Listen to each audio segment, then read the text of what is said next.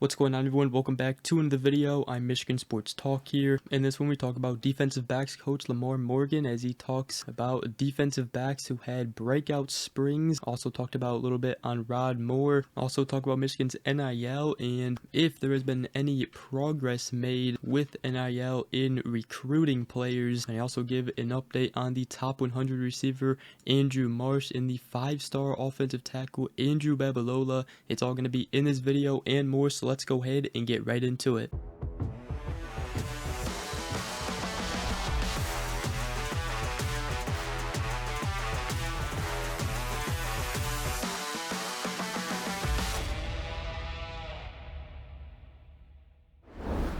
Alright, so the first thing I did want to talk about is Michigan defensive backs coach LaMar Morgan, as I did speak on In the Trenches podcast with John Jansen talked about the defensive backs and spring ball. Obviously, one breakout candidate is Jair Hill, who is going to be competing for that other cornerback spot beside Will Johnson. And Morgan, he said, if you just focus on the guys that were here this spring that competed really well, Jair Hill, I think he's a unique player. I think he loves football, and I think he's growing up. He has a silly personality, but it's a good thing. Parents have done a great job with him, and all of a sudden when it's football, he's going to hook it up. He's not playing around. And he said that I think that's a guy that took a big step this spring, and I'm excited this fall to see where he's at. Now, he did say that we brought in 2 older transfers that I haven't seen, so I can't compare them to the guys that we have had on our roster, so I don't like to do that. And he talked about Kashawn Harris and Jaden McBurrows. He said those guys did a really good job this spring. Those are 2 guys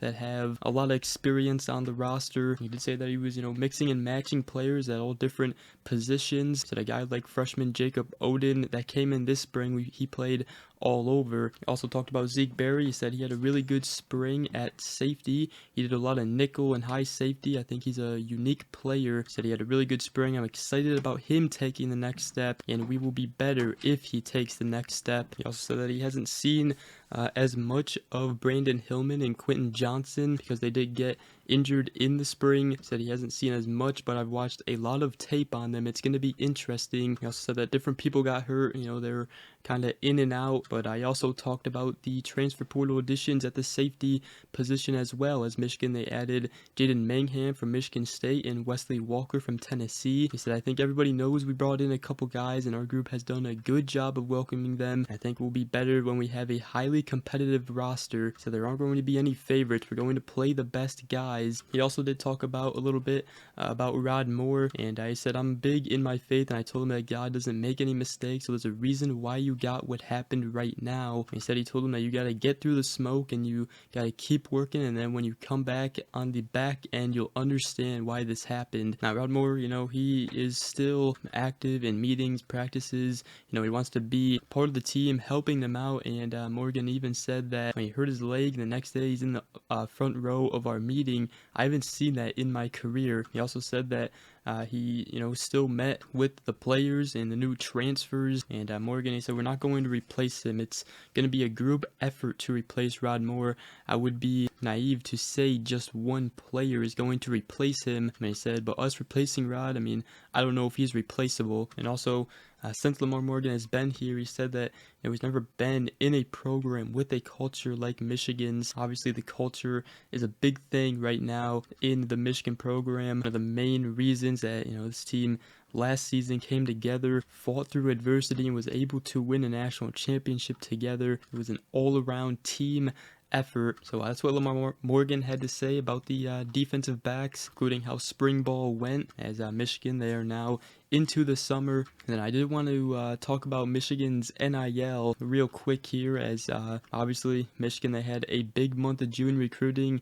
They added 8 commits in the month of June, including some really big ones. Obviously, the latest one to commit is the 4-star edge Julius Holly. Now, Michigan, they have also missed out on a couple recruits that they were leading for, like Maxwell Roy and Hardy Watts recently. They also obviously do lead with a couple of other top 100 players like Andrew Marsh and Andrew Olesh on the offensive side. And obviously Michigan's NIL hasn't been, where it really should be compared to other programs, but it has made a lot of progress recently. According to Anthony Broom of On3 and the Wolverine, did say that I'm not sure how much has changed in terms of what exactly the collectives are offering, but Michigan has stepped up its game in selling a more cohesive and put together NIL plan. Also, there's been talk about new general manager Sean McGee, as he has been more involved during the visits and the pitch process, while other donors have also been brought in to give presentations. And Broom also said that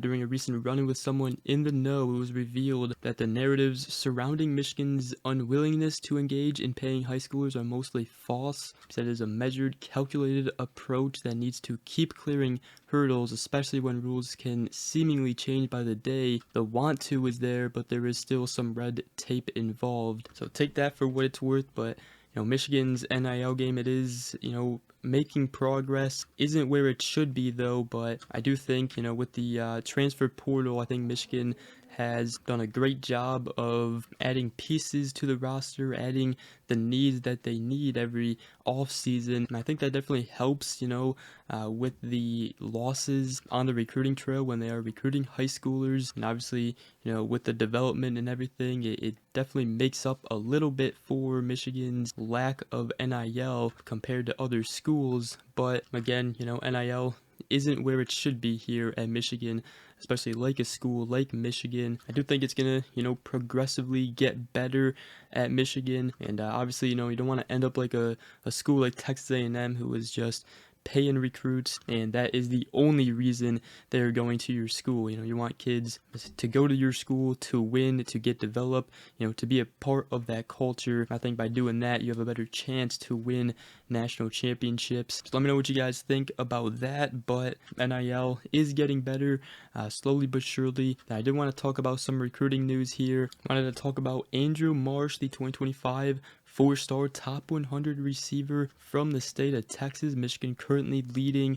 They do have a couple of On3 predictions, including a crystal ball prediction. And I spoke with Sam Webb of the Michigan Insider. Said that wide receivers coach Ron Bellamy has always been consistent. He said, I would say Coach Moore is definitely one of my favorite head coaches. And he also hung out with Jaden Davis on his visit recently. And he said that Michigan, they have got a good quarterback room, one of the top ones I've seen around. Now, there's other schools like Washington and Oklahoma that is a major threat to Michigan, but I did want to potentially move up his decision timeline from Veterans Day in honor of his father, who served in the military before his passing 10 years ago, to his father's birthday next month in August. He said, I really am more leaning towards the end of August, but if I need more time, then that would probably be what pushes it back to Veterans Day. But wherever I'm at, we got to get it right. So that is Andrew Marsh's decision timeline there. I also wanted to talk about the 2025 5-star top 100 offensive tackle Andrew Babalola, ranked 14th nationally on 24/7 Sports rankings. Right now,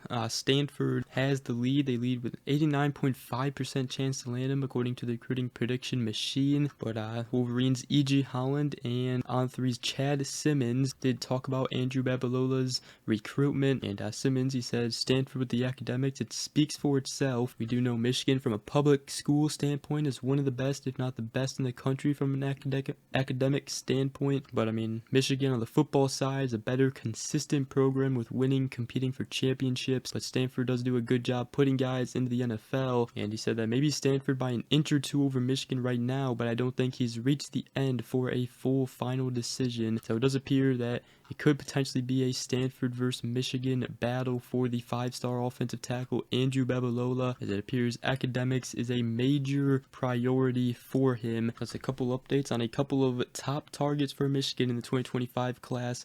And with that, that's going to wrap up today's video. Hope you guys did enjoy. If you did, make sure you guys go ahead, drop a like, comment down below, and subscribe for more if you are new around here. I'd really appreciate it. Other than that, we will see you guys in the next video. Go Blue.